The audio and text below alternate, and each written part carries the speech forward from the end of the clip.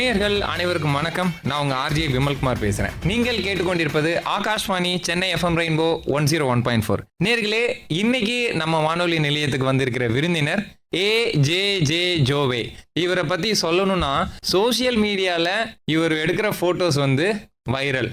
நிறைய ஆர்டிஸ்ட் இவர்கிட்ட ஃபோட்டோஸ்க்கு நம்ம போய் நிற்கணுமே அப்படிங்கிற அளவுக்கு மிக முக்கியமான ஒரு ஸ்டில்ஸ் ஃபோட்டோகிராஃபர். இவருடைய ஃபிலிமோகிராஃபியும் ரொம்பவே பெருசு. யாகாவராயினும் நாகாக்க, கிருமி, உருமீன், கதம் கதம், கருடதேகா, இவனுக்கு தண்ணீல கண்டம், இட்லி, மாணவன், நிறைய படங்கள் ஒர்க் பண்ணியிருக்கிறாரு. ரீசெண்டாக இவரோட ஒர்க்கை லாக்டவுன் பட போஸ்டரில் நம்ம பார்க்கலாம். இவ்வளோ ஒர்க் பண்ணியிருக்கிற அந்த ஸ்டில்ஸ் ஃபோட்டோகிராஃபர் ஜே ஜோவே கூட தான் நம்ம பேச போகிறோம். வணக்கம் சார். சார் வணக்கம். எப்படி இருக்கீங்க? ரொம்ப நல்லா இருக்கீங்களா சார்? நல்லா இருக்கேன். ஓகே சார், சினிமானா டைரக்டர், ஹீரோ, இந்த மாதிரி விஷயங்கள் தான் ஈஸியாக நம்மளுக்கு டிவி பார்க்கும்போது தெரியும். ஓகே. ஸ்டில்ஸ் ஃபோட்டோகிராஃபர் அப்படின்னா என்ன? நீங்கள் ஆர்டிஸ்ட்டை ஃபஸ்ட்டு எப்படி நீங்கள் லுக்காக பார்க்குறீங்க? ஒரு ஃபோட்டோவில் தான் பார்க்குறீங்க. ஆமாம், வால் போஸ்டர், மேகசின், அதுதான் எங்களோட வேலை. நாங்கள் எக்ஸ்ப்ளோர் பண்ணுறோம், ஆர்டிஸ்ட் நாங்கள் எக்ஸ்ப்ளோர் பண்ணுறோம். எங்கள் ஃபோட்டோகிராஃபியில் ஒரு உருவமாக காமிக்கிறோம் ஒரு ஆர்டிஸ்ட்டை. அந்த ஃபோட்டோகிராஃபி மேலே இன்ட்ரெஸ்ட் எப்படி ஆரம்பிச்சு? நான் படித்தது டைரக்ஷன், காஸ்டியூம் டிசைனிங், ஃபோட்டோகிராஃபி முடிச்சுட்டு இன்ஸ்டியூட் மட்டும் வெளியே வந்துட்டு என்ன பண்ணணும்னு தெரியல. டைரக்ஷன் போகலாமா, ஃபோட்டோகிராஃபி போகலாமா, காஸ்டியூம் டிசைன் போகலாமா யோசிச்சுட்டு இருக்கும்போது அசிஸ்டன்ட் டேரக்டராக போனால் கடைசி அடிமட்ட லெவலில் வேலை பார்க்கணும். சரி, ஒரு ஸ்டில் ஃபோட்டோகிராஃபர் போகலாமே, போனால் ஈஸியாக நம்ம ஒரு 6 மாதத்தில் கேமரா கையில் கொடுத்துருவாங்க, நம்ம ஃபோட்டோ எடுக்க ஆரம்பிச்சிடலாம் அப்படின்னு நினச்சி தான் நான் ஒரு 2006 ரங்காராவ்னு ஒரு ஃபோட்டோகிராஃபர் போய் ஜாயின் பண்ணுறேன். அசிஸ்டன்ட் ஃபோட்டோகிராஃபர் ஜாயின் பண்ணுறேன். ஓகே. அவர் கூட ஜாயின் பண்ண உடனே சரி, நான் ஸ்டில்ஸ் எடுக்கணும்னு போய் ஜாயின் பண்ணல, ஒரு விஷயத்தை கற்றுக்கிறோன்னு போகிறேன். அங்கே போனால் லைஃபே மாற்றி விடுது. நான் அங்கே போயிட்டு நான் சும்மா சாதாரணமாக போய் ஒரு கேமரா பேக்கை தூக்கிட்டு கேமரா கையில் வச்சுக்கிட்டு ஏதோ சுற்றிக்கிட்டு இருக்கேன் நினச்சிட்டு இருந்தேன். அதுக்கிட்ட அங்கே அவர்கிட்ட போயிட்டு கற்றுக்கிற விஷயங்கள் நிறைய இருந்துச்சு எனக்கு. அவர்கிட்ட போய் ஃபஸ்ட் லைஃப் நான் என்ன கற்றுக்கிட்டேன், அதுக்கிட்ட தான் ஃபோட்டோகிராஃபிலே வந்தேன். நான் ஒரு 5 o'clock நான் ஒரு காலைல போய் வீட்டில் போய் சார் எழுப்பிவிட்டு கேமரா துடைக்கணும், கேமரா துடைச்சி பேட்டரி எல்லாம் கரெக்டாக செக் பண்ணணும். செக் பண்ணிட்டு அவர் கூட ஷூட்டிங் ஸ்பாட் போகணும். போயிட்டு காலைல போயிட்டு கேமரா கரெக்டாக கொடுத்துட்டு நான் செட்டுக்கு வெளியே நிற்கணும். இதான் என்னோட வேலை. ஒரு 6 மாதம் இதான் என்னோட வேலை. அப்போ அவர் என்னை நிற்க வைக்கல. லைஃப்னா என்னன்னு கற்றுக்கோன்னு ஒரு விஷயத்த சொல்கிறாரு என்கிட்ட. லைஃப்னா என்னன்னு ஒரு விஷயத்த சொல்கிறார். அவர் பாட்டில் நான் அவர் கூட போயிருந்தேன், செட்டுக்குள்ள வரைக்கும் உள்ளே போயிருந்தேன்னா எனக்கு எல்லாம் ஈஸியாக கிடச்சிருச்சுன்னா அந்த ஃபோட்டோகிராஃபியை நான் டெவலப் பண்ணிக்க மாட்டேன். ஓகே, எல்லாமே ஈஸியாக கிடச்சிருச்சு, கிளிக் தானே, ஒரு கிளிக் தானே, ஒரு ஃபோட்டோ வந்துருமே அப்படின்னு நினச்சிட்டு போயிருப்பேன். என்னை எதுக்கு அவர் வெளியே நிப்பட்டு போனாரு, ஒருத்தனை ட்ரிகர் பண்ணுறாரு. தப்பாக ட்ரிகர் பண்ணல, நீ வரணும், ஒரு நல்ல ஃபோட்டோகிராஃபர் வரணும், ஒரு ட்ரிகர் பண்ணுறாரு. அதில் என்னோட பாஸ் ரங்காராவுக்கு அது பெரிய இடம் இருக்குது. ஓகே, அவர் தான் என்ன ட்ரிகர் பண்ணி விட்டது. ஒரே ஒரு விஷயம் சொல்கிறேன். ஒரு 6 மாதம் செட்டுக்குள்ளே போகிறேன். உள்ள விடுறாரு செட்டுக்குள்ளே. அப்போ லைட்லாம் அப்படியே பார் லைட்டு, பேபி லைட்லாம் அப்படி ஃபேஸில் அடிக்கி உடனே ஃபோட்டோ எடுத்துகிட்டு இருக்காரு. நான் கிளார் கட் பண்ணிட்டு இருக்கேன். நான் அவர்கிட்ட கேட்குறேன் ஒரு கேள்வி. ஃபோட்டோகிராஃபியே தெரியாது, அவர்கிட்ட அசிஸ்டண்டாக வேலை பார்க்குறேன். அவர்கிட்ட ஒரு கேள்வி கேட்குறேன். சார், எப்படி சார் இந்த மாதிரிலாம் ஃபோட்டோ எடுக்கிறீங்க கேட்குறேன். உடனே அவர் ஃபஸ்ட்டு கற்றுக்கோன்னு சொல்லும்போது அதை திட்டும் போது அவர் ஏன் திட்டினாருன்னு நான் ஃபீல் பண்ணல, எதுக்கு திட்டினாருன்னு யோசிக்கிறேன். நம்ம கேட்ட வார்த்தை தப்பு, நம்ம எதுக்கு வந்திருக்கோம், நம்ம அப்சர்வ் பண்ணணும். சினிமா அப்சர்வ் பண்ணணும். கேள்வி கேட்டால் பதில் கிடைக்காது, நீ அதை பார்த்து கற்றுக்கணும், அது என்னதுன்னு பார்த்து கற்றுக்கணும். அப்போ நான் ஒவ்வொரு விஷயமே நான் பார்த்து அனலைஸ் பண்ணுறேன். ஓகே, இப்படி இந்த மாதிரி லைட்டிங்ஸ் இருக்குது, இந்த மாதிரி ஒரு ஆர்டிஸ்ட்டை நம்ம கம்போஸ் பண்ணலாம், ஒரு ஆக்டரை எப்படி கேரக்டரை வெளியே கொண்டு வரணும், ஃபேஸ் ரியாக்ஷன் எப்படி கொண்டு வரணும், ஒரு ஸ்டில்லில் விஷுவலில் என்ன வேணால் பண்ணலாம். அது 24 ஃப்ரேம்ஸில் போயிடும். ஒரு ஸ்டில், ஒரு ஃப்ரேம்குள்ளே ஒருத்தனை கேரக்டரை எக்ஸ்ப்ளோர் பண்ணணும். அது நான் என்னோட ஐடியாலஜி வச்சுக்கிட்டேன். டேரக்டர் ஃபோட்டோகிராஃபர் மாறினா எடுத்து நான் ஃபோட்டோகிராஃபராக எடுக்கல, டேரக்டர் ஃபோட்டோகிராஃபர். ஒருத்தனுக்கு ஒரு கேரக்டரை உருவாக்கணும், ஒரு கேரக்டரை கொண்டு வரணும் ஒரு ஃபோட்டோக்குள்ள. அப்போ நினைக்கும் போது நான் ஐடியா பண்ணேன், சரி நம்ம கொஞ்சம் யூனிக்காக பண்ணிகிட்டே இருப்போமே. ஆனால் இன்னும் நான் கற்றுக்கிட்டு தான் இருக்கேன் ஃபோட்டோகிராஃபி. இந்த 20 இயர்ஸாக ஃபோட்டோகிராஃபி கற்றுக்கிட்டு தான் இருப்பேன். எக்யூப்மெண்ட்லேருந்து எல்லாமே புது வேறு எக்யூப்மெண்ட் நான் எடுத்து யூஸ் பண்ணுவேன், அதை அப்சர்வ் பண்ணிட்டு தான் இருப்பேன். நான் ஃபோட்டோகிராஃபர் சொல்லவே மாட்டேன், நான் கற்றுக்கிட்டு தான் இப்போ வரைக்கும் கற்றுக்கிட்டு தான் இருப்பேன். ஆனால் என் ஃப்ரேமில் நான் கற்றுக்கிட்ட விஷயத்தை அவங்களுக்கு எக்ஸ்ப்ளோர் பண்ணி கொடுப்பேன். ஒரு ஆர்டிஸ்ட்டாக இந்த ஆர்டிஸ்ட்டை இப்படியும் பார்க்க முடியுமா ஃபோட்டோகிராஃபியில், அப்படிதான் என்னோட ஃபோட்டோகிராஃபி இருக்கும். அந்த ஆப்பர்ச்சுனிட்டி இப்போ எப்படி இருக்குது? இப்போ ஃபிலிம் இன்ஸ்டியூட் நீங்கள் படிக்கிறீங்க, ஃபிலிம் இன்ஸ்டியூட்டில் படிக்காதவங்களுக்கு இந்த மாதிரி ஃபோட்டோகிராஃபிக்குள்ளே வரணும் அப்படிங்கும்போது எங்கேருந்து ஸ்டெப் எடுத்து வைக்கணும்? அவங்க இப்போ யூடியூப் வந்துருச்சு, எல்லாம் ஃப்ரீயாக கிளாஸ் எடுத்துட்டு இருக்காங்க. நம்ம ஃபோட்டோ இப்போ என்ன டிஜிட்டல், நாங்களாம் ஃபிலிம்ல இருந்திருக்கோம், இப்போ டிஜிட்டல். பேட்டரியை போட்டால், மெமரி கார்டை போட்டால், கிளிக் பண்ணால் ஃபோட்டோ எடுத்தால் ஃபோட்டோ வந்துடுது. சிஸ்டத்தில் ஆன் பண்ணி கரெக்ஷன் பண்ணுறாங்க. இப்படி தான் போய்கிட்டு இருக்கு. இப்போ யார் குழந்தை கூட ஃபோட்டோ எடுக்கும். ஆனால் சொல்கிற விஷயத்தை புரிஞ்சுக்கணும், குழந்தை கூட ஃபோட்டோ எடுக்கும். ஆனால் ஒரு ஃபோட்டோவில் ஒரு ஸ்டோரி டெல்லிங் இருக்கணும். ரா ஃபோட்டோஸ் சொல்லுவாங்க தெரியுமா, ஒரு ரா ஃபோட்டோஸ். இப்போ நீங்கள் பார்க்குறீங்க ராஜா சார் ஃபோட்டோ பார்க்குறீங்க, எல்லாம் ரா, நோ கரெக்ஷன். இது கற்றுக்கணும் ஃபோட்டோகிராஃபர்ஸ். இப்போ உள்ள அப்கமிங் ஃபோட்டோகிராஃபர்ஸ் இந்த விஷயத்தை கற்றுக்கணும். ஏதோ கிளிக் பண்ணிட்டு சிஸ்டத்தில் போய் ஃபோட்டோஷாப் பண்ணால் ஃபோட்டோகிராஃபி கிடையாது. ஒரு கேரக்டர் அவன் ஃபோட்டோகிராஃபில் காமிக்கணும். ஒரு ஃபோட்டோகிராஃபிக்குள்ளே அந்த கலர் கிரேடிங்லேருந்து எல்லாமே நீ எடுக்கும்போதே அது ஒரு லைவாக இருக்கணும், அழகாக இருக்கணும், பார்க்கும்போது ரொம்ப பிடிச்ச மாதிரி இருக்கணும். இதுதான் நான் சொல்ல வர்றது. ஃபோட்டோகிராஃபிஸ் நீங்கள் சொல்கிறீங்களா, ஃபோட்டோகிராஃபர்ஸ் இப்போ ஈஸி, கேமரா 1 லட்ச ரூபா கொடுத்தா வாங்கிடலாம். முன்ன மாதிரி கிடையாது. ஒரு 15 வருஷம் முன்னாடி கேமரா வாங்குறதே பெரிய பாடு. இப்போ அப்படி கிடையாது. இப்போ எல்லார் கையிலும் கேமரா இருக்குது. ஆனால் நான் என்ன சொல்ல வரேன்னா, அப்கமிங் ஃபோட்டோகிராஃபர் ஆகிறவங்க வந்து ஃபோட்டோக்குள்ளே ஒரு ஸ்டோரி டெல்லிங் இருக்கணும். அது ராவாக இருந்தால் கூட அழகாக இருக்கணும். நம்ம ஈஸியாக ஃபோட்டோ எடுத்துக்கலாம், எடுத்து ஃபோட்டோஷாப்பில் போட்டு கரெக்ஷன் பண்ணிக்கலாம், பண்ணிக்கலாம் அப்படின்னு நினைக்கக்கூடாது. நீ வந்து ஒரு விஷயம் சொல்ல வரேன்னா அந்த சொல்ல வர விஷயத்த நீ ஃபர்ஸ்ட் நீ வந்து கற்றுக்கணும். ஒரு பேப்பர் இருக்கு, யார் வேணால் எழுதலாம், கரெக்டா? ஆனால் அது ரைட்டர்ஸ் எழுதுறதுக்கும் சாதாரண எழுதுறதுக்கும் வித்தியாசம் இருக்குல்ல. ரைட்டர்ஸ் அதெல்லாம் படிப்பான், சாதாரண யாரும் படிப்பானா? அது மாதிரி தான் ஃபோட்டோகிராஃபி. அது என்றைக்குமே அதை இப்போ உள்ள பசங்க ஃபாலோ பண்ணிக்கணும். ஃபாலோ பண்ணிட்டா அவங்க ஃபோட்டோஸ் வந்து பல 100 வருஷம் அந்த ஃபோட்டோ பேசப்படணும்னா அவன் நிறைய விஷயங்கள் கற்றுக்கணும். இப்போ உள்ளதில் அந்த லைவ்னஸை கற்றுக்கணும். ரங்கராவ் சார் கூட டிராவல் ஆன நாட்கள் இருக்கும்ல. ஆமாம், நம்மளுக்கு வந்து ஃபோட்டோகிராஃபி ஓனா பண்ணலாம் அப்படிங்கிற ஒரு கான்ஃபிடென்ட் வர்றதுக்கு அங்கே ஒரு எக்ஸ்பீரியன்ஸ் கிடைச்சிருக்கும். அந்த ஜேர்னி பற்றி சொல்லுங்க. அவர் வந்து என்ன வந்து ஒரு படம் முத்திரைன்னு ஒரு படம், டேனியல் பாலாஜி நிதின் சத்யா ஹீரோ நடித்த படம். அந்த படத்தில் என்னை கேமரா கொடுத்துட்டு என்னை விட்டு போயிட்டார். ஒரு ஹாட் சாங்கு ராக்கி சாவந்த் வச்சு ஷூட் பண்ணுறவங்க. அப்போ தம்பி நீ கேமரா வச்சு நீ எடுத்துட்டா தம்பி, நான் வீட்டுக்கு போகிறேன்ட்டார்.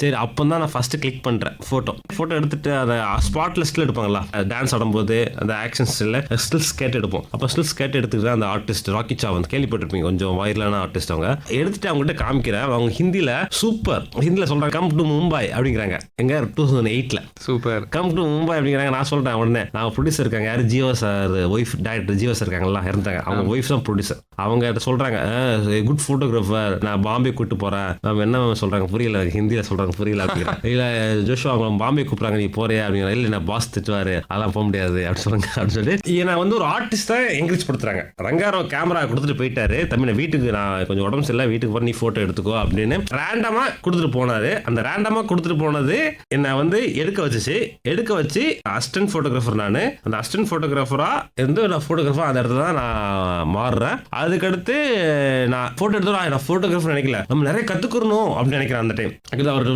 வேட்டைக்காரன் ஒர்க் பண்ணேன். வேட்டைக்காரன் விட்டு சொல்லாமலாம் வந்துட்டேன். நான் வேட்டைக்காரன் முடிச்சுட்டு சொல்லாமலாம் வெளியே வந்துட்டேன். வெளியே வந்து அவர் ஃபோன் பண்ணுறாரு, சார் கொஞ்சம் வெளியே வெளியே சொல்லிட்டு. அப்போவுமே நான் வெளியே வந்தோன்னே ஒரு படம் எனக்கு கமிட் ஆகுது, கள்ள துப்பாக்கின்னு ஒரு படம், யாக வரேன் நான் இருக்கேன். அந்த டைம் நிறைய படம் கமிட் ஆகுது எனக்கு. ஃபோட்டோ ஷூட் பண்ணிட்டு இருக்கேன். அங்கே வேலு பிரபாகர் சாரோட படமும் 2-3 படம் தான் ஃபோட்டோ ஷூட் பண்ணி கொடுத்தேன். அப்படியே ட்ராவல் ஆகுது. இவ்வளவுதான்.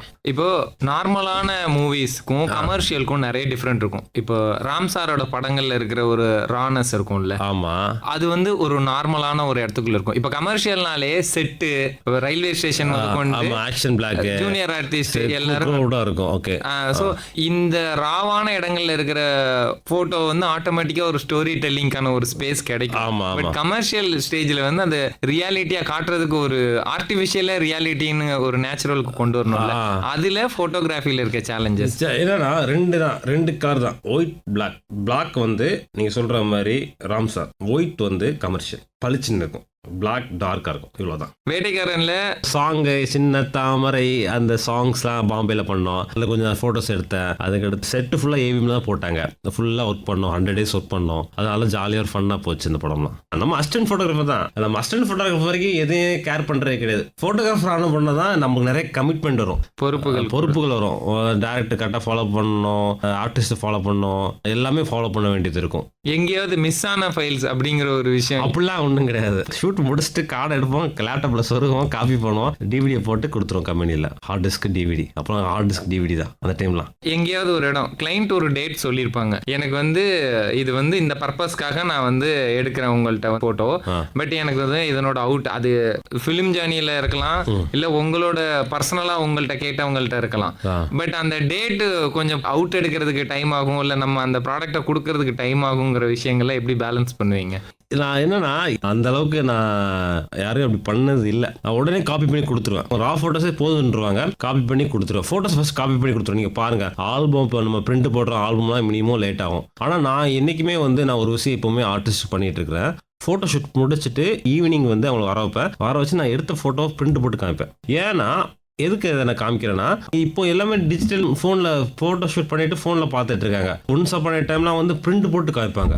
ஃபோட்டோ பிரிண்ட் பார்ப்பாங்க, நம்ம இவ்வளோ அழகாக இருக்கோமா, சரி அவங்களுக்குள்ள இன்னும் கொஞ்சம் மோட்டிவேஷன் வரும். அது நம்ம என்ன பண்ணலாம், ஆக்டிங் ட்ரை பண்ணலாம், நம்ம இன்னும் கொஞ்சம் எக்ஸ்ட்ரா நிறைய கொடுக்கலாம் அப்படின்னு நிறைய ஆர்டிஸ்ட்டுக்கு தோணும் சொல்லிட்டு தான் அதுதான் நான் வந்து பழைய விஷயத்தை இப்போ வந்து எல்லாத்துக்கும் பண்ணிட்டு இருக்கேன். ஃபோட்டோ பிரிண்ட் ஷூட் முடிச்சுட்டு ஈவினிங் ஃபோட்டோ பிரிண்ட் போய் கொடுத்துருவேன், பாருங்க அந்த ஃபோட்டோஸை பாருங்கன்னு. அப்போ அவங்க பார்க்கும்போது அவங்களுக்குள்ள வந்து ஒரு எனர்ஜி வரும், ஓகே நம்மளும் ஒரு ஆக்டர் ஆகலாம், திரும்பியும் நம்ம நல்ல விஷயம் ட்ரை பண்ணலாம், நம்மளால முடியும், அந்த விஷயத்தை என்னால் கொண்டு வரணும். இப்போ நான் சும்மா காசு வாங்கியாச்சு ஃபோட்டோ எடுத்தா சரி கிளம்பு அப்படின்னு சொல்ல மாட்டேன். நமக்கு அது விஷயத்தை தோணும், சரி இந்த பையனுக்கு பிரிண்ட் போட்டு கொடுக்கலாம், பாரு தம்பி ஒன்று அழகு பாரு தம்பி. ஒரு பெரிய ஃப்ரேமில் 12-18-10 பிரிண்ட் போடும்போது அவன் பார்ப்பான், ஒவ்வொரு ரியாக்ஷன் ஒவ்வொரு மாதிரி இருக்கும். ஒரு படத்துக்கு ப்ரீ ப்ரொடக்ஷன் போஸ்ட் ப்ரொடக்ஷன் இருக்கும், அதுல போட்டோகிராஃபரோட ஒர்க் என்னவா இருக்கும்? படத்தில் வந்து 2 ஃபோட்டோஸ் இருக்காங்க, spot photographer, poster photographer. Poster means இப்போ லாக்டவுன் படம் பார்த்தீங்களா, இப்போ லாக்டவுன் படம் பார்த்தீங்கன்னா எல்லாமே ஃபோட்டோ ஷூட் பண்ணது நாங்கள். நான் போயிட்டு அவங்க டேட் ஒரு நாள் ஃபிக்ஸ் பண்ணி ஃபோட்டோ ஷூட்டுக்குன்னு டேட் 1 டே ஃபிக்ஸ் பண்ணி ஃபோட்டோ ஷூட் பண்ணுவோம். அதுக்கு நாங்கள் ஃப்ரீ ப்ரொடக்ஷனில் வந்து ஃபர்ஸ்ட் ஐடியா போடுவோம், ஸ்கெட்ச் போடுவோம். இந்த கதையை ஃபர்ஸ்ட் கேட்பேன், நான் டேரக்ட் கதை சொல்லிட்டு இருப்பேன் என்கிட்ட, இந்த கதை இதுதான் இது இந்த மாதிரி வரும், இந்த மாதிரி ஜோஷோ இப்படி போய்கிட்டு இருக்கு, இதை கிளைமேக்ஸ் எடுப்போம். அந்த கதையிலேருந்து ஒரு நாட்டை எடுத்து அதை நான் ஃபோட்டோ ஷூட்டாக பண்ணிடுவேன். லாக்டவுனோட ஸ்டோரி என்னன்னா, அவள் வந்து லாக்டவுனுக்கு முன்னாடி அவள் மாசம் ஆயிடுவா, மாசமான உடனே லாக்டவுன் ஆயிரும், லாக்டவுன் கருப்பத்தை கலைக்கிறதுக்கு அவளால் முடியாது, அவள் ஓடிக்கிட்டே இருப்பாள். இதான் லைனு. இப்போ நான் இதை வந்து நான் என்ன எக்ஸ்ப்ளோர் பண்ணணும்னா, நான் என்ன பண்ணேன்னா ஒரு ஜீசஸோட கிரீடம் இருக்கு பார்த்தீங்களா, அந்த கிரீடம், அதை வச்சுட்டு அவள் அந்த வழியில் என்ன அந்த எமோஷன் தான் காமிக்கணும். அந்த ஃபோட்டோஸில் ஃபுல்லாக எமோஷன் தான். வந்து இந்த 10 பேர் விரட்டிட்டு வர்றது, ஆஸ்பத்திரிக்குள்ளே போகிறது, அந்த மாதிரிலாம் வேண்டாம். ஒரு எமோஷன் காமிக்கும் போது அது வந்து இன்னும் கொஞ்சம் எக்ஸ்ட்ரா நிறையா இருக்கும். அதுவும் வந்து அனுபமா இஸ் கிரேட்டஸ்ட் ஆக்டர். அவங்க வந்து அழுக சொன்னால் கிளிசரிங்லாம் பண்ண மாட்டாங்க, லைவாக அழுவாங்க. அதான் அந்த மாதிரி ஆக்டர் கிடைக்கும் போது நம்ம வந்து அவங்களோட போர்ட்ரேட்டை எக்ஸ்ப்ளோர் பண்ணோம். நான் டேரக்டர் சொன்னது தான், ஃபுல் போர்ட்ரேட் தான் அனுபமா, அவனோட ஃபேஸ் தான் ஸ்டோரியே.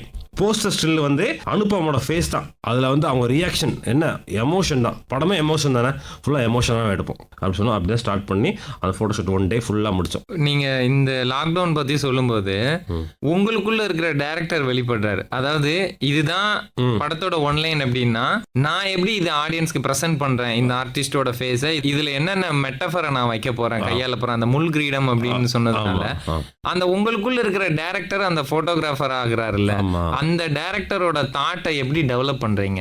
பிரதர் என்னன்னா, நம்ம நிறைய படம் ஒர்க் பண்றோம், போட்டோகிராஃபர் ஒர்க் பண்றோம், நிறைய டைரக்டர்ஸை பார்க்குறோம், நிறைய மூவிஸ் பார்க்குறோம். அது எல்லாமே நமக்குள்ள ஒரு மைண்ட்ல போட்டு நாம இப்படி பண்ணலாமே, இந்த மாதிரி கேரக்டர் உருவாக்கலாமே, இந்த மாதிரி ஒரு கேரக்டர் கொண்டு போகலாமே, இந்த கேரக்டர் காமிச்சா எப்படி இருக்கும். ஒரு ஸ்டோரியை நான் வாங்குறேன், ஸ்டோரியை வாங்கிட்டு இந்த ஸ்டோரியை வந்து போட்டோவை எப்படி காமிக்கணும்னு அந்த ஸ்டோரினால எனக்கு எக்ஸ்ப்ளோர் ஆகுது என்னோட மைண்ட்ல வந்து. ஓகே இந்த மாதிரி காமிக்கலாம், இந்த உருவத்தை எப்படி காமிக்கலாம். இப்போ நீங்க சொன்னீங்கல்ல, நீங்க அது எப்படின்னு, இப்போ அனுபமா வந்து எல்லாருமே வந்து அனுபமா செம்ம அழகா செம்ம ஃபேஷன் பார்த்துருப்பாங்க, இந்த மாதிரி எமோஷன் யாரும் பார்த்துருக்க மாட்டாங்க. இட்ஸ் ரியல் அவங்க ஒரு ஆக்டர், அவங்க ஆக்டரை வந்து கிளாமரா காமிக்கணும் அவசியம் கிடையாது, அவங்களுக்குள்ள இருக்க விஷயத்தை எக்ஸ்ப்ளோர் பண்ணணும். என்னோட ஆசை தான், புரியுதா? நான் அப்போ வந்து அது டேரக்டர் சொன்னேன், சார் எனக்கு வந்து என்னோட தாட் என்னோட மைண்டில் விட்டுருங்க, நான் என்ன பண்ணுறேனோ பண்ணுறேன், அவங்ககிட்ட நான் எக்ஸ்பிளைன் பண்ணிக்கிறேன், என்ன பண்ண போகிறேன் எக்ஸ்பிளைன் பண்ணிக்கிறேன், அவங்க பார்க்கட்டும். அப்போ அவங்க வந்தவொடனே என்ன பண்ண போகிறீங்க எது பண்ண போகிறீங்க கேட்டாங்க. நான் ஒன்று சொன்னேன், மேம் ஃபர்ஸ்ட்டு கொஞ்சம் ஹாப்பி லுக்கில், படத்தோட ஹாப்பி லுக்கில் எடுத்துருவோம், அதுக்கடுத்து ஃபுல்லாக உங்கள் எமோஷன்ஸ் தான், அந்த எமோஷன்ஸ் தான் போஸ்டரே. இதில் வந்து நீங்கள் 10 வருத்த அடிக்கிறது அதெல்லாம் கிடையாது, நீங்கள் தான் அந்த போஸ்டரே, அந்த உருவமே நீங்கள் தான், உங்களுக்குள்ள இருக்க எக்ஸ்பிரஷன் தான் வேணும், எனக்கு அந்த கேரக்டர் தான் வேணும், அதை மட்டும் நீங்கள் பண்ணுங்கள், நான் என்னோட லைட்டிங்கில் நான் உங்களை பிரம்மாண்டமாக காமிச்சிக்கிறேன் அப்படி சொன்னது.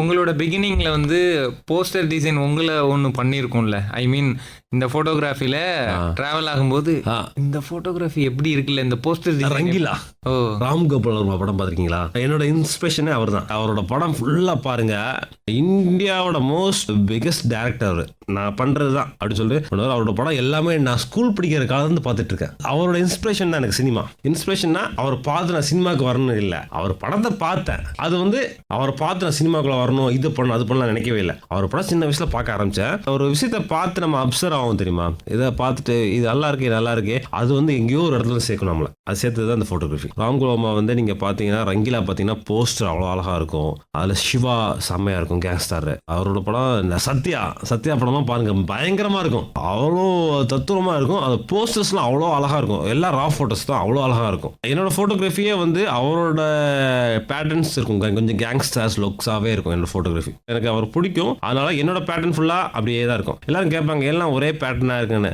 ஒரே பேட்டர்னா இல்ல, என் லைட்டிங்ல எல்லாத்தையும் டிஃப்ரெண்டா காமிக்கிறேன். நீங்க வந்து ஒரு முத்துக்கலையை வந்து காமெடியா பார்த்துட்டு இருந்தாங்க.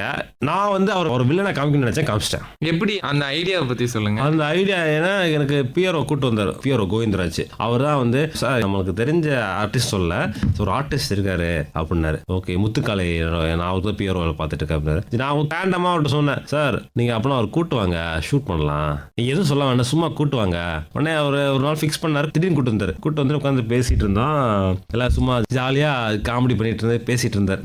நான் சொன்னேன், நீங்கள் காமெடிலாம் இப்போ இல்லை, ஷேட்டை கலத்துறீங்க அப்படின்ட்டேன். உடனே ஷேட்டை கலத்துனார். ஒரு சீனியர் ஆக்டர், ஒரு ஃபைட்டர், சட்டையை கலத்துங்க சார் அப்படின்னா. சார் அந்த ஃப்ரேமில் போய் நில்லுங்க, நான் சொல்கிறத மட்டும் பண்ணுங்க, only I want your reactions. ஒரு தெனாவட் லுக்கு, ஒரு நக்கலான லுக்கு, ஒரு வில்லனிக்கான லுக், இவ்வளோதான். ஓகே டக்கு டக்குன்னு எடுத்தேன். ஒரு 5 நிமிஷம் தான் அந்த ஃபோட்டோ ஷூட், 5 நிமிஷம் தான். அப்படியா? அந்த ஃபோட்டோ 5 நிமிஷம் தான். அதை எடுத்து ஃபோட்டோ காமிச்சேன். இது நானா அப்படின்னாரு. சரி இது நீங்கள் தான், உங்களுக்குள்ள ஒரு ஆக்டர் இருக்கா. அவங்களுக்கு தெரியல. ஓகே அவர் ஒரு வில்லனிக்கே காமிக்க வச்சா காமிச்சிட்டேன் என் ஃபோட்டோகிராஃபியில். அதுக்கடுத்து திரும்பி ஒரு ஷூட் பண்ணோம் ஒரு ஆக்ஷன் பிளாக்ல. அவர் ஆக்ஷன் ஒரு ஃபைட்டர் பார்த்தீங்களா, ஒரு ஆக்ஷன் பிளாக் ஷூட் பண்ணோம். அதுவும் எனர்ஜியாக இருந்தார், சொன்னதை பண்ணார். பண்ணி அவர் ரொம்ப சந்தோஷப்பட்டார். அதான் இதுதான் இளையராஜா சாரை ஃபோட்டோகிராஃபி வந்து நான் பார்த்துட்டேன். அவ்வளோ அற்புதமாக இருந்தது. அவரை சந்தித்ததும் இந்த ப்ராஜெக்ட் அவரை ஃபோட்டோகிராஃபி பண்ணதும் எப்படி அமைஞ்சது, எப்படி பண்ணீங்க? எனக்கு வந்து மலேசியாவிலேருந்து எங்கள் அண்ணன் தான் எனக்கு வாய்ப்பு கொடுத்தாங்க. போயிட்டு ஃபோட்டோ ஷூட் பண்ணு, அவங்க ஷோக்காக பேசியிருந்தாங்க. அப்போ வந்து தம்பி இருக்காருன்னு சொல்லி அண்ணன் தான் போயிட்டு சொன்னார், நீ போயிட்டு ஃபோட்டோ ஷூட் பண்ணு. நான் போயிட்டு 3 hours தான் ராஜா சார் கிட்ட ஸ்பெண்ட் பண்ணியிருப்பேன். அந்த 3 hours வந்து பதட்டம், சார் ஏதோ சொல்லுவாரா, அப்படி திட்டுவாரோ நெக்ஸ்ட் நான் தான் போனேன். ஆனால் பட் ஓகே ஒரு பெரிய legendary music director, first time eye to eye பார்க்குறேன். ஓகேனா லைட்லாம் ஃபஸ்ட்டு உள்ளே போயிட்டு ரெக்கார்டிங் தேட்டரில் செட் பண்ணுறேன். செட் பண்ணும்போது ஒரு சார்கிட்ட இருக்க ஒரு இன்ஜினியர், அவர் தான் ரொம்ப வருஷமாக இருக்கார். அந்த இன்ஜினியர், தம்பி ஸ்ட்ரைட்டாக லைட் போட்டுறாத, பவுன்ஸ் போட்டுரு அப்படின்னாரு. காதில் வந்து ஓகே சார் சொல்லிட்டு பவுன்ஸ் போட்டு நான் பாட்டில் கிளிக் பண்ணிட்டு இருந்தேன். ஆனால் உள்ளே என்ட்ரி ஆகும்போது அவர் கை காமிச்சார், ஹாய் அப்படின்னாரு. சாமி ஹாய் அப்படிங்கிறேன், சாமி அப்படிங்கிறேன். அவன் புரியுதா, சாமி எதுக்கு சொன்னாருன்னு தெரியல, ஹாய்ன்னு சொன்னாருன்னு தெரியல. நான் திரும்பி நான் ஒருத்தன் தான் இருக்கிறேன், ஹாய் சாமி அப்படிங்கிறேன். உடனே நான் ஃபோட்டோ எடுத்துக்கிட்டே இருக்கும்போது அதுக்கடுத்து கொஞ்ச நேரம் வந்து அந்த ஷோட மேனேஜர் வந்துட்டு, சார் எனக்கு வந்து போஸ்டருக்கு பிளாக் அண்ட் ஒயிட் ஃபோட்டோ வேணும் அப்படின்னாரு. ஓகேன்னு சொல்லிட்டு, சாமி போஸ்டருக்கு மட்டும் நீங்கள் நிற்கணும்னு அவர் வந்து உட்கார வச்சுட்டு அந்த இது இருக்கு பார்த்தீங்க ஆர்மர் பெட்டியில் ஃபோட்டோ ஷூட், அதை ஃபோட்டோ எடுத்து காமிச்ச உடனே அவர் ஒரே வார்த்தை சொன்னார், பாகவதர் இருக்கார்ல அந்த லுக்கில் எடுத்திருக்கீங்கன்னாரு. அது பெரிய பிளெஸிங்காக இருந்துச்சு. நான் சாதாரண ஒரு ஃபோட்டோகிராஃபர் தான், பட் வந்து இந்த மனுஷன் நம்மளை சொல்லும் போது இந்த மாதிரி என்கரேஜ் இருக்கணும் பண்ணு தோணிட்டே இருக்கும் எல்லாமே. ரவி கே சந்திரன் சார், அவரை உங்க போட்டோகிராஃபில கொண்டு வந்திருக்கீங்க. ஆமா, அந்த அற்புதம் எப்படி நடந்தது? அந்த அற்புதம் வந்து ரவி கே சந்திரன் சார் வந்து இந்தியாவோட அற்புதம், பண்பான ஒரு மாஸ்டர் இந்தியன் சினிமோட்டோகிராஃபர். இந்த சார்கிட்ட கேட்டேன், மெசேஜ் பண்ணேன், சார் உங்களுக்கு ஒரு ஃபோட்டோ ஷூட் பண்ணலாமான்னு கேட்டேன். நீங்க டேட் கொடுங்க அப்படின்னாரு. அவரு அவ்வளோ பெரிய மனுஷன் சொன்னார், சார் நீங்க சொல்லுங்க சார் அப்படின்னு. நான் சொல்றேன், நீங்க சொல்லுங்க ஜோஷோ எப்போ வரணும்னு சொல்லுங்க. அதே மாதிரி வந்து ஒரு 5 hours டைம் ஸ்பெண்ட் பண்ணார். 1 hour ஷூட் பண்ண மேலே பேசிட்டு இருந்தோம். அவர் ஷூட் பண்ணது எனக்கு ஒரு பெரிய பாக்கியம். அது ஒரு பெரிய விஷயம், எல்லாமே பெரிய விஷயம் தான். எல்லாருமே என்ன எடுக்கிறது, நான் உங்களை எடுத்த விட நான் பெரிய விஷயம் சொல்லுவேன். நீங்களும் ஒரு ஆர்டிஸ்ட்னா என்னன்னா, நீங்க கிரியேட் பண்றீங்க. ஒருத்தர் சொல்லி பண்றதோட நீங்களா உங்களுக்குள்ள வரும் பார்த்தீங்களா, நீங்க ஒரு ஆர்டிஸ்ட். ஒரு விஷயத்த கேட்டுக்கிறீங்க, உங்களுக்குள்ள ஒரு ஆக்டர் இருப்பான் பார்த்தீங்களா, அதை வெளிக்கொண்டு வரீங்க பார்த்தீங்களா, அவன் தான் ஆர்டிஸ்ட்டுங்க. நீங்க நிறைய பேரை ஃபோட்டோ ஷூட் எடுப்பீங்க, உங்களோட ஃபோட்டோகிராஃபில நிறைய பேர் வந்திருப்பாங்க.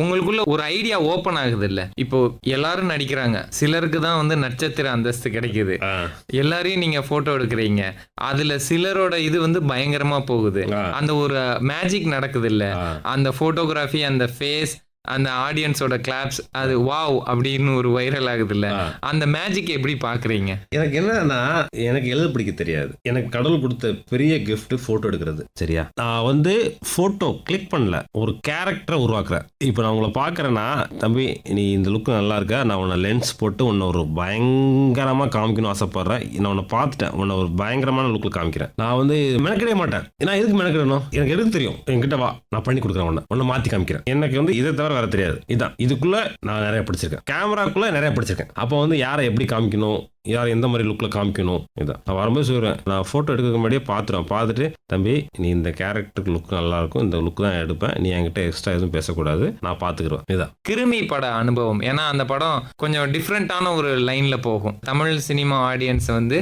அந்த போலீஸ்க்கு ஃப்ரெண்டா இருக்கிற ஒரு ரோல், போலீஸ் ஃப்ரெண்ட் அப்படிங்கிற நிறைய தகவல் சொல்ற ஒரு இது. அந்த கதைகள் எல்லாம் ரொம்ப புதுசு.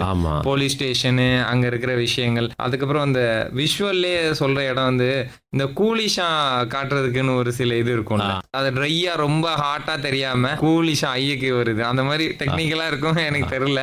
அந்த மாதிரி ஒரு ப்ராஜெக்ட், அதுக்குள்ள உங்களோட ஜேர்னி எக்ஸ்பீரியன்ஸ் எப்படி இருந்தது? எனக்கு வந்து அது ஃபீச் கிரியேட்டிவ் டிசைனர்ஸ் தான் என்னை அந்த படத்துக்கு கமிட் பண்ணாங்க. அவங்க தான் அந்த படத்தோட டிசைனர்ஸ். அவங்க தான் வந்து என்னை கமிட் பண்ணி ஃபோட்டோ ஷூட் பண்ணணும் ஜோஷ்வா, நீங்கள் வாங்க கொஞ்சம் டிஸ்கஷன் பண்ணலாம் அப்படின்னு சொல்லிட்டு. கதையெல்லாம் எதுவும் சொல்லல. ஃபர்ஸ்ட் அவங்க வந்து ஒரு ஐடியாஸ் மட்டும் கொடுங்க அப்படின்னாங்க. அந்த ஐடியாஸ் கொடுக்கும்போது நான் என்ன பண்ணுறேன்னா, சரி நம்ம ஐடியாஸ் கொடுக்கணும், நம்ம ஸ்டுடியோவில் வச்சு எல்லாத்தையுமே வந்து க்ளோஸ்அப் போர்ட்ரேட்ஸு, அவங்க ரியாக்ஷன்ஸு, அவங்களோட ஆக்ஷன் பிளாக்கு, இந்த படத்தில் என்ன கேரக்டரோ அந்த கேரக்டர்ஸ் எல்லாம் வர வைங்க, அந்த கேரக்டரை வச்சு நம்ம எல்லாமே ஷூட் பண்ணிடலாம். அதுக்கடுத்து நீங்கள் டிசைனில் என்ன பண்ணுங்களோ பண்ணிக்கோங்க. நீங்கள் அதை பார்த்தீங்கன்னா, அந்த டிசைன்ஸ் பார்த்தீங்கன்னா ஒரு உருவம் இருக்கும், அந்த உருவத்துக்குள்ள எல்லா ஃபோட்டோமே இருக்கும். அந்த ஃபர்ஸ்ட் போஸ்டர் தான் கதிரோட உருவம் இருக்கும், அந்த உருவத்துக்குள்ள எல்லா ஃபோட்டோஸ் இருக்கும். ஓடி வருவாங்க, நடந்து வருவாங்க, பைக்கில் போவாங்க, எல்லாமே வந்து தனித்தனியாக எடுத்தோம். அதான் அந்த படத்தோட கேரக்டர்ஸை வர வச்சோம், செட்டுக்குள்ள வர வச்சு எல்லாத்தையும் கேரக்டர் எடுத்து எல்லாம் மேட்ச் பண்ணி ஒரு போஸ்டர். இதில் சுவாரஸ்யம் என்ன சொல்லனா, ஜாலியாக ஒர்க் பண்ணோம்.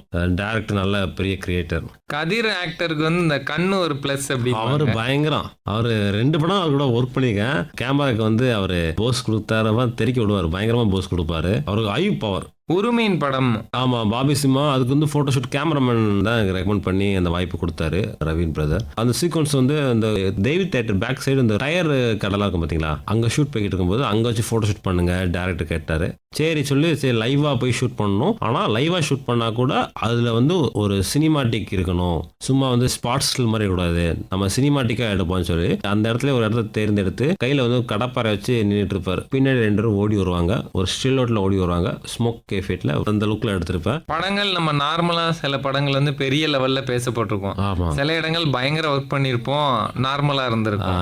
அந்த விஷயங்கள்லாம் எப்படி ஓவர் கம் பண்றீங்க? அது என்னன்னா, நம்ம நல்லா பண்ணுவோம், ஆனா அந்த படம் சம்டைம்ஸ் வந்து அந்த படம் டிராப் ஆயிருக்கும், அது கொஞ்சம் வருத்தமா இருக்கும். நல்லா ஒர்க் அவுட் பண்ணிருப்போம், அது ஒன்றும் பண்ண முடியாது சினிமால. அது ப்ரொடியூசர் கையில் தான் இருக்கு. நம்மளுக்கு அவங்க தான் சம்பளம் தராங்க, அவங்க கையில தான் எல்லாமே இருக்கு. படம் ஸ்டார்ட் அப் பண்றதும் படத்தை ட்ராப் பண்றதும் அவங்க கையில் தான் இருக்கு. அதனால நம்ம இதை வந்து கொஞ்சம் ஃபீல் பண்ணுவோம். சரி ஓகே, நெக்ஸ்ட் டைம் பார்ப்போம்.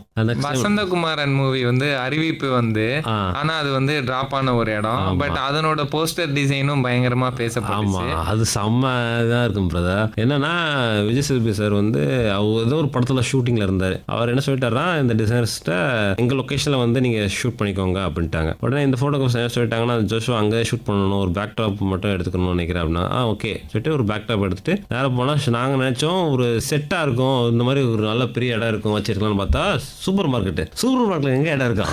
சரின்னு சொல்லிட்டு சூப்பர் மார்க்கெட் நடுவில் ஒரு இடம் இருக்கும் பாத்தீங்களா, நடந்து வருது, அதுல லைட்டை செட் பண்ணி பேக்ரவுண்ட் ஒயிட் ரெடி பண்ணி அந்த டைட் எடுத்திருப்போம். அந்த ஃபேஸ்ல வந்து ஷால் பறக்குது, அந்த ஷாட் அது எங்க எடுத்தது. அது ரொம்ப ரிஸ்கியான ஷாட் தான், ஜாலியா இருக்கும். ரிஸ்கி கிடையாது, அதை வந்து ஜாலியா எடுத்துக்கிறோம், என்ன வேணா பண்ணலாம்டா அப்படின்னு சொல்லி எடுத்துக்கிட்டு தான் பண்றது. அந்த ஸ்டில் பேசப்பட்டதுனால கேட்கிறேன், விஜய் சேதுபதி சார் என்ன சொன்னாங்க? இந்த ஷூட்டிங்கோட அது டச்சே இல்லை இப்போ வரைக்கும். கருட தேகா படம் இப்போ தெலுங்குக்குள்ள ஒர்க் பண்ணும்போது நம்மளுக்கு அந்த லாங்குவேஜ் அப்படிங்கிற ஒரு விஷயத்தினால இங்க இருந்து கிளம்பும் போதே ஒரு சின்ன பயம் இருக்கும். போட்டோகிராஃபில அது எப்படி இருக்கும் கம்யூனிகேஷன்? நான் இப்போ வரைக்கும் அந்த லாங்குவேஜ் ப்ராப்ளம் எனக்கு வந்ததில்லை. நான் தமிழ்லையும் பேசுவேன், இங்கிலீஷ்லையும் பேசுவேன், தெரியாத தெலுங்குலையும் பேசுவேன், எல்லாம் மாற்றி மாற்றி பேசிக்கிற வேண்டியது. அதான் பிரதர், நம்ம ஒரு அடாப்ட் ஆகிட்டோம், ஃபோட்டோகிராஃபி அடாப்ட் ஆகிட்டோம். எங்கே போனாலும் நம்ம பொழைச்சிக்கணும். என்னோட பாயிண்ட் அதான், நம்ம எங்கே போனாலும் பழச்சிக்கணும். நம்மளுக்கு ஒரு வேலை இருக்குது ஃபோட்டோகிராஃபி, நம்மளுக்கு தெரியும் இந்த சினிமா செட்டுக்குள்ள வந்தால் என்ன எடுக்கணும் என்ன பண்ணணும்னு தெரிஞ்சிடும். அதனால் அங்கே போய்ட்டு நம்ம வந்து லாங்குவேஜ் ப்ராப்ளம் கிடையாது. நம்ம ஆர்டிஸ்ட்டை போயிட்டு சார் இதுதான் விஷயம் சொல்லிட்டா அவங்க பண்ண போகிறாங்க, நம்ம கிளிக் பண்ண போகிறோம், இவ்வளோதான். இதில் போய்ட்டு நம்ம வந்து பயந்துக்கிட்டு ஐயோ தமிழ் தெரியலையே, தெலுங்கு தெரியலையே, ஹிந்தி தெரியலையே ஃபீல் பண்ணக்கூடாது. நம்மளுக்கு இருக்க ஒரே பவர் கேமரா, அந்த கேமரா வச்சு கிளிக் பண்ணிட்டு போயிட்டே இருப்போம். இவனுக்கு தண்ணியில கண்டம் இட்லி வந்து கோவிஸ்வர்லா ma'am, Saranya ma'am, Kalpana ma'am, 3மே செம மேம், 3மே செம ஃபன்னு. அந்த சீனியர் ஆர்டிஸ்ட் கூட ஒர்க் பண்ணும்போது சில எக்ஸ்பீரியன்ஸ் இருக்கும். ஏன்னா அவங்க ஒரு மைண்ட்ல இருப்பாங்க, அவங்க கூட ஒர்க் பண்ணும்போது நம்ம என்ன கன்வே பண்றோம் அவங்களுக்கு தெரியணும். நம்ம பாட்டு அங்கே நின்று செட்டுக்குள்ள நிற்க வச்சுட்டு நம்ம அந்த டைம் லைட் செட் பண்ணி தான் டென்ஷன் ஆயிடுவாங்க. அதுக்கு முன்னாடி எல்லாமே ப்ரிப்பேர் ஆயிடும், எல்லாம் லைட் செட் பண்ணிட்டு ஃபர்ஸ்ட் ரிகர்சல் ஃபோட்டோ பார்த்துட்டு அதுக்கடுத்து ஆர்டிஸ்ட் சொன்னா அவங்க கூல் ஆயிடுவாங்க. இவ்வளோதானா, ஓகே அப்போ இன்னும் கொஞ்சம் நிறைய பண்ணுவாங்க, நம்ம சொல்றது எல்லாமே பண்ணுவாங்க. ஃபர்ஸ்டே நம்ம சொதப்பிட்டோம்னா அவங்க யோசிச்சிட்டே இருப்பாங்க, கடுப்பாயிருவாங்க. அதனால் ஃபர்ஸ்டே வந்து அவங்களை கூல்படுத்திடணும். நீங்கள் ஒர்க் பண்ண ஜேர்னியில் உங்களுக்கு வந்து ரொம்ப இன்ட்ரெஸ்டிங்காக போச்சு, ஆனால் வந்து இவ்வளோ ஸ்பீடாக போயிடுச்சு அப்படிங்கிற மாதிரி இருந்த ப்ராஜெக்ட் சொல்லுங்கள். இன்ட்ரெஸ்டா சனி மேம்க்கு ஷூட் பண்ணது அது செம்ம இன்ட்ரெஸ்டா போச்சு. அவங்களே கூப்பிட்டு என்கிட்ட பேசினாங்க. இப்போ சொன்னீங்களா லாங்குவேஜ், எனக்கு ஹிந்தி லாங்குவேஜ் தெரிஞ்சிச்சுன்னா அதை நல்லா இன்னும் கொஞ்சம் ட்ராவல் ஆயிருந்துக்கலாம், அவங்க கூட நிறைய ட்ராவல் ஆயிருந்துக்கலாம். பட் லாங்குவேஜ் தெரியாதனால தான் அவங்களுக்கு வந்து நான் போட்டோ எடுத்துட்டு ஆல்பம் பண்ணி கொடுத்தேன். ரொம்ப நல்லா சொன்னாங்க, அவ்வளவுதான். ஏன் ராக்கி சாவந்த் ஆமா, அவங்க- உங்கள்ட்ட சொல்லிட்டாங்க. ஆமா. அதுக்கு முன்னோட்டம் வந்து அப்பவே ஆமா, தெரியும். அப்பமே அதை நான் பெருசா ஃபாலோ பண்ணலன்னு சொல்ல வரேன். அதுதான் எனக்கு வந்து இந்த கேமராவே ஃபோக்கஸ் தான் தவிர மற்றபடி நான் வேற எதுவுமே ஃபோக்கஸ் பண்ணல. இப்போ இன்னொன்னு சொல்ல வரேன். முத்துக்காலை சார் இருக்கார்ல, அவர் வந்து பிஎஸ்டி எல்லாம் படிச்சுட்டு இருக்க தெரியுமா, படிப்புல வந்து நிறைய பட்டம் வாங்கிட்டாரு. ஓ, அப்போ வந்து நான் அன்னைக்கு அந்த ஷூட் பண்ணும்போது என்ன வந்து படிக்கணும்னு தோண வச்சிட்டாரு. சரி ஜோஷ் நானும் படிக்கணும், நம்மளும் எஜுகேஷன்ல கொஞ்சம் படிப்பு ஏதாச்சும் ஒன்று போட்டுக்கலாம். அப்போ அவர்கிட்ட சொன்னேன் ஃபோட்டோ எடுத்துட்டு, சார் நானும் படிக்கணும்னு தோணுது சார் உங்களை பார்த்துட்டு. அவர் இந்த வருஷத்துல படிச்சிட்டு இருக்காரு. எஜுகேஷன் சேஞ்ச் ஒரு லைஃப். எனக்கு வந்து ஏதோ கடவுள் கொடுத்த கிஃப்ட். நான் ஃபோட்டோகிராஃபியில் அதான் பண்ணிட்டு இருக்கேன். இப்போ எஜுகேஷன் வந்து நான் என் லைஃப் வந்து ஒரு கவர்மெண்ட் ஸ்டாஃப் நல்லா இருந்திருக்கும், எஜுகேஷன் ஒரு படித்த இது இருந்திருக்கும். ஆனால் பட் வந்து இப்போ நான் ஒரு எஜுகேஷன் வச்சுக்கலான்னு ஆசைப்படுறேன். ஆனால் எல்லா ஸ்டூடெண்ட்ஸ் சொல்கிற ஒரே விஷயம் தான், படிப்பு தான் நம்ம எல்லாத்தையும் மாற்றும். தமிழ், இங்கிலீஷ், ஹிந்தி இந்த மூணுமே கற்றுக்கணும். எல்லாருமே கற்றுக்கணும். லைஃப்பை மாற்றுறது எஜுகேஷன் மட்டும்தான். எங்கள் அம்மா டீச்சர் பிள்ளை மக்கள் சொல்லுவாங்களா, அதான் உண்மை. நான் படிக்கல, ஆனா எங்க அம்மா அப்பா எனக்கு என்ன பிடிக்குமோ அதை பண்ணாங்க. நம்மளுக்கு கைடன்ஸ். இப்போ அவதார் படம் இறங்குது அப்படின்னா நம்ம அந்த படம் பார்த்துக்கிட்டா நம்மளுக்கு ஒன்று ஓப்பன் ஆகும் அப்படிங்கிற விஷயங்களை எப்படி பாக்குறீங்க? ஒரு போட்டோகிராஃபரா உங்களை ரெஃப்ரெஷ் பண்ணிக்கிறதுக்கு நீங்க கவனிக்கிற விஷயங்கள் என்ன சினிமால வந்து நான் கவனிக்கிற விஷயம் படத்தோட விஷுவல் ரொம்ப நான் கவனிப்பேன். அந்த விஷுவல்ல இருந்து இதுல நம்ம ஸ்டில்லா அடாப்ட் பண்ணா எப்படி இருக்கும். ஒரு விஷுவலை பாக்குறோம், அது டக்குன்னு போயிடும். இதை ஸ்டில்ல அடாப்ட் பண்ணா எப்படி இருக்கும், அதுதான் நான் கவனிக்கிறது. எல்லா ஹாலிவுட் படத்துலையும், தமிழ் படத்துல, எல்லா படத்துலையுமே. இப்போ இன்னொரு லாங்குவேஜுக்கான நேரம் கொடுக்கறத கூட நான் கேமராவை கொடுப்பேன் அப்படிங்கிற மனநிலையில கேமரா உங்களை ஹோல்டு பண்ணுது இல்லை.